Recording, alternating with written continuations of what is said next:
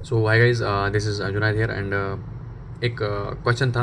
उसमें बोला था कि एक पेशेंट आया तुम्हारे पास एंड उसको जो जैसे वो बैठता है, ठीक है, जैसे वो बैठता है तो उसको ना जो उसको ब्रेथलेस स्टार्ट होती है, ठीक है। बट जैसे ही वो लेटता है, मतलब सुपेनेशन करता है तो वो ठीक हो जाता है, उसको प्रॉब्लम नहीं होती है। अब यहाँ पर एक कंडीशन आती है, मतलब मे बी ब्रेथलेसनेस होती है पल्मोनरी एडिमा में, मतलब उसमें होती है। बट उसमें तो बैठने लेटने में फ़र्क नहीं पड़ेगा, ठीक है, हो गया एलिमिनेट। उसके बाद मे बी माइटल स्टेनोसिस, जो हमारा माइटल वाला होता है हार्ट का, उसको जो स्टेनोस होती है उसकी वजह से। बट उसमें भी तो मतलब लेटने उठने पे कोई फ़र्क नहीं पड़ेगा क्योंकि वो तो कांस्टेंट रहेगा ना वहाँ पर। कोई ऐसी प्रॉब्लम है जो जैसे ही मतलब इंसान बैठता है, ठीक है, वहाँ पर कुछ ऐसी मतलब एबनॉर्मलिटी हो रही है कि बैठने पे प्रॉब्लम हो रही है। बट जैसे ही वो इंसान लेटता है तो वहाँ पर प्रॉब्लम नहीं होती थी। तो एक केस होता है इसमें, इसका एक इस कंडीशन का नाम होता है एट्रियल मिक्सुमा, ठीक है। और इस कंडीशन पे हम आएंगे, बट पहले मैं तुम लोगों को मतलब नॉर्मल फिजियोलॉजी पढ़ाऊंगा। उसके बाद हम देखते हैं कि इसमें क्या प्रॉब्लम होती है एट्रियल मिक्सुमा में। तो पहले क्या होता है, जो तुम्हारा जो हार्ट साउंड्स होते हैं, ठीक है, S1 होता है, S2 होता है एंड S3 एंड S4, ये सब 4 हार्ट साउंड्स होते हैं। मेनली S1 एंड S2 पढ़ते हैं हम। S1 कैसे आता है कि जो हमारा माइट्रल वालों एंड ट्राइकस्पिड वालों होता है, ठीक है, ये दो वाल्व होते हैं, ठीक है, लेफ्ट साइड माइट्रल वालों एंड राइट साइड ट्राइकस्पिड वालों, ये दो हार्ट वाल्व्स होते हैं और ये क्लोज करते हैं तो S1 आता है, हमारा पहला हार्ट साउंड आता है। उसके बाद जो हमारा एओर्टिक वालों एंड पुल्मोनरी वालों, जब ये क्लोज करेंगे तो सेकंड हार्ट साउंड आता है, ठीक है। वो जो S3 एंड S4 उसमें मैं आऊँगा बाद में, पहले हम S1 देखते हैं। जैसे S1 मतलब आएगा, ठीक है, एओर्टिक वालों एंड मतलब ट्राइकस्पिड वालों एंड माइट्रल वालों जैसे ही बंद होंगे, उसके बाद क्या होगा कि मतलब जैसे ही मतलब माइट्रल वालों एंड ट्रैक्स वालों बंद हो रहे हैं, ठीक है, दिमाग में डालना है कि वहाँ पे क्या हो रहा है कि एओर्टिक वालों एंड पल्मोनरी वालों वो खुल रहे हैं, ठीक है। तो उसका मतलब जैसे ही S1 आएगा उसके बाद तुम्हारा आएगा इजेक्शन क्लिक। तुम लोग नहीं बोलोगे S2 आएगा, ठीक है, तुम लोग बोलोगे इजेक्शन क्लिक होगा, क्योंकि जैसे ही माइट्रल वालों एंड ट्रैक्स वालों बंद होते हैं, पल्मोनरी वालों एंड हमारा एओर्टिक वालों खुलते हैं। उनकी खुलने की वजह से इजेक्शन क्लिक आता है। तो मतलब S1 इजेक्शन क्लिक हो गए दो, ठीक है। उसके बाद हम देखते हैं अब इजेक्शन क्लिक के बाद अब जो ब्लड होता है, ठीक है, मतलब जो ब्लड जैसे मतलब ये जो है ना, मतलब जो हमारा ट्रैक्स बोलो मैकेस बोलो ये तो बंद होंगे। अभी ब्लड वेंट्रिकल में, ठीक है, वेंट्रिकल में ना अभी तो सिस्टोल करनी है तो सिस्टोल है, वेंट्रिकल सिस्टोल। अब पल्मोनिक वालों एंड एओर्टिक वालों तो खुल गए, ठीक है। जैसे अब ब्लड बाहर जाएगा, ठीक है, जैसे अब ब्लड बाहर जाएगा, जैसे ही ब्लड को अब बाहर जाना है तो मतलब वहाँ पर क्या होता है कि अब जैसे ब्लड बाहर गया, अब उनको क्लोज होना है, किनको, ट्रैक मतलब हमारे पल्मोनिक वालों एंड एओर्टिक वालों को क्लोज होना है ना वापस अब, ठीक है। उनके क्लोज होने से पहले मतलब जैसे ही वेंट्रिकल ने सिस्टोल किया था, मतलब जैसे ही ब्लड बाहर गया, ठीक है, और एओर्टिक वालों एंड पल्मोनिक वालों के क्लोजर तक जो वो गैप होता है ना, गैप, उसको बोलते हैं हम प्रोटोडायस्टोल, ठीक है, उसको हम प्रोटोडायस्टोल बोलते हैं। अब ये प्रोटोडायस्टोल के बाद, ठीक है, अब ये प्रोटोडायस्टोल के बाद अब हमारा एओर्टिक वालों एंड पल्मोनिक वालों बंद हो जाएंगे, ठीक है, अब वो बंद हो जाएंगे और उनके बंद होने पे S2 आएगा। तो इसका मतलब पहले S1 था, उसके बाद इजेक्शन क्लिक था, ठीक है, इजेक्शन क्लिक था क्योंकि वो खुल गए थे वो दवा, और ब्लड बाहर गया, और ब्लड बाहर जाने के बाद से लेकर हमारे S2 के आने तक प्रोटोडायस्टोल। एंड जैसे ही S2 आया, ठीक है, हमारा एओर्टिक वालों एंड पल्मोनिक वालों बंद हो गया, ठीक है। अब वेंट्रिकल क्या करेगा, वेंट्रिकल रिलैक्स करेगा तो आइसोवोलुमेट्रिक रिलैक्सेशन होगा, ठीक है।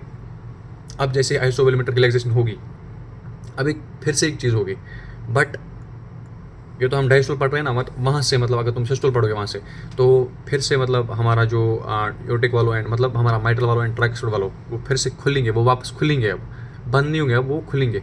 और उनके खुलने पर एक साउंड आता है, उसको बोलते हैं हम ओपनिंग स्नैप, ठीक है, उसको हम ओपनिंग स्नैप बोलते हैं। और जैसे ही वो खुलेंगे उसके बाद रैपिडली ब्लड फंस करके नीचे आएगा, उसको बोलते हैं रैपिड वेंट्रिकुलर फिलिंग होगी, ठीक है, रैपिड वेंट्रिकुलर फिलिंग होगी।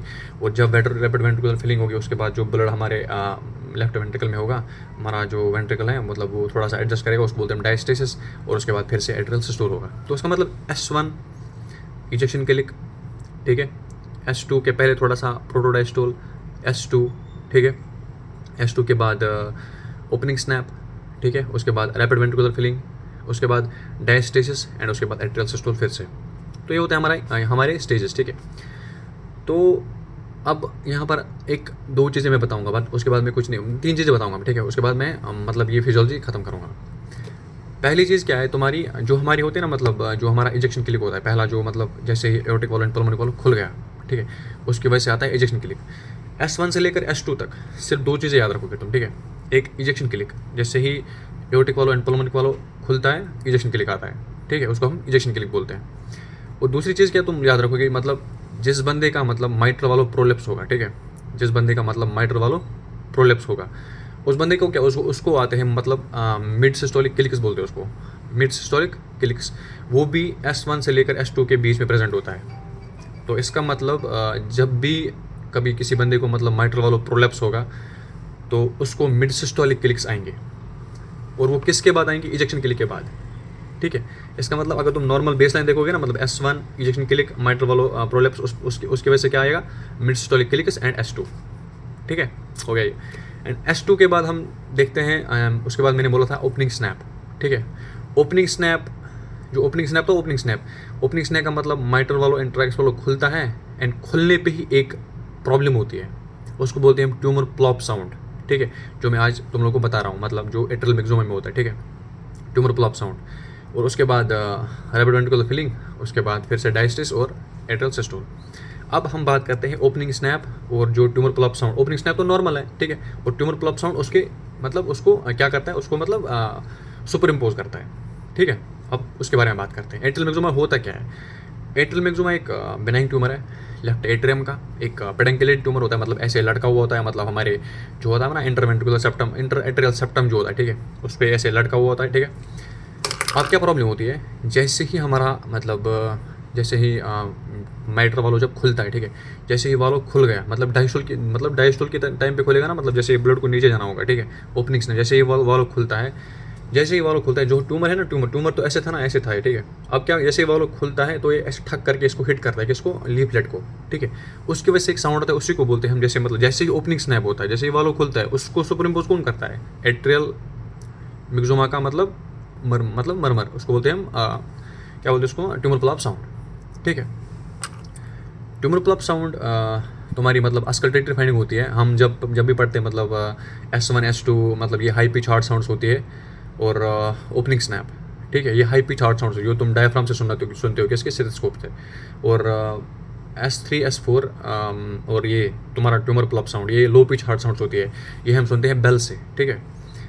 अब एक प्रॉब्लम है S3 वाला हार्ट साउंड, ठीक है। S3 कब आता है, जब वेंट्रिकुलर गैलप रिदम होता है, मतलब जब वेंट्रिकल जोर से कंट्रैक्ट करता है।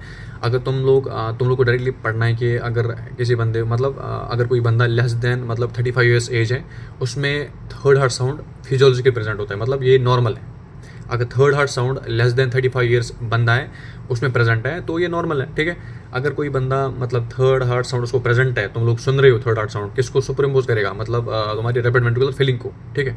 अगर उसमें प्रेजेंट है मगर वो बंदा ग्रेटर देन 35 ईयर्स एज है तो उसमें प्रॉब्लम है, उसको कंजेस्टिव हार्ट फेलियर है, दिमाग में डालना है। और उसके बाद फोर्थ हार्ट साउंड, चाहे कोई भी एज हो, तुम्हें फोर्थ हार्ट साउंड सुनाई दे रहा है, उसको एट्रियल गैलप रिदम बोलते हैं, वो पैथोलॉजिकल ऑलवेज होती है, ठीक है। कोई क्वेश्चन आएगा तो मैं बोलेगा कि थर्ड हार्ट साउंड है, अगर उसमें एज दिया है मतलब लेस देन 35 ईयर्स एज, तो तुम लोग को दिमाग में ये फिजियोलॉजिकल है, सिंपल होता है, नॉर्मल होता है, ठीक है। अगर थर्ड हार्ट साउंड दिया है एंड उसको उसमें एज दिया है मतलब ग्रेटर देन 35 ईयर्स है तो पैथोलॉजिकल है, ठीक है। अगर फोर्थ हार्ट साउंड दिया है उसमें एज तुम्हें देखना ही नहीं, ठीक है, इट्स ऑलवेज पैथोलॉजिकल, सिंपल है। अब एट्रियल मैक्सिमा मैं उसी पे था। एट्रियल मैक्सिमा में क्या होता है कि जैसे ही ब्लड लेफ्ट एट्रियम में आएगा तो ट्यूमर ऐसे था, ठीक है, और जैसे ही वाल्व खुलेगा तो ठक करके हिट करेगा तो साउंड करेगा, ठीक है। और उससे ऑब्स्ट्रक्शन भी होगा ना, तो लेफ्ट वेंट्रिकल में ब्लड तो जा नहीं रहा है। जब भी लेफ्ट वेंट्रिकल में ब्लड नहीं जाएगा तो लेफ्ट एट्रियम की हाइपरट्रॉफी हो जाएगी। तो लेफ्ट एट्रियम की हाइपरट्रॉफी हो जाएगी तो उसका मतलब कि जो हमारा लेफ्ट वेंट्रिकल है वो तो लेस ब्लड ले रहा है ना, तो वो भी मतलब पंप करने की कोशिश करेगा, ठीक है। वो भी मतलब वो बोलेगा ना कि मुझे अपनी बॉडी को पंप करना है, मुझे अपनी मतलब बॉडी का मतलब जो कार्डियक आउटपुट है वो कम हो जाएगा ना, तो उसकी वजह से मतलब फिर थकावट मतलब एक्सर्शन वो उसमें प्रॉब्लम होती है।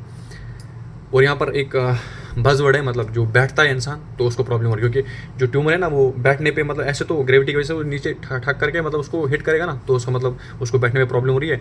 बट जब वो पीछे लेटेगी तो उसको प्रॉब्लम नहीं, क्योंकि ट्यूमर तो पीछे जाएगा तो वो तो नॉर्मल फील करेगी, ठीक है। ये सिंपल है। एंड बस यही है उसका मतलब, यही एग्जामिनेशन फाइंडिंग्स तो यही होंगे, मतलब ट्यूमर प्लॉप साउंड है और ये सब है। एंड तुम लोग को एक और क्या था, हाँ वो इन्वेस्टिगेशन, उसमें टर्न्स थोरेसिक इकोकार्डियोग्राफी तुम्हें करनी है। एंड इसमें मेनली हम सीटी करते हैं, ठीक है। CT करते हैं हम मेनली, एंड अगर अवेलेबिलिटी है तो MRI is good, cardiac MRI। And बस यही है, keep grinding. And I know clinical knowledge जो होती है, मतलब जो क्लिनिकल नॉलेज होती है, जो क्लिनिकल प्रैक्टिस में जो होती है, तब हम इंसान तब इंसान अच्छा करता है, ठीक है। बट एक चीज़ है, जब तुम थ्योरी इस तरह पढ़ोगे, ठीक है, और तुम्हें पता है चीज़ें, and when you know things then you can see things, if you don't know then you can't see, that simple thing. And keep grinding, and daily hit करो, डू थिंग्स ऑलवेज, ठीक है। और बाकी होती है नज़र का लगना हक है, ठीक है। You can't do anything about that, and that's up to Allah always. And thank you, bye bye, take care.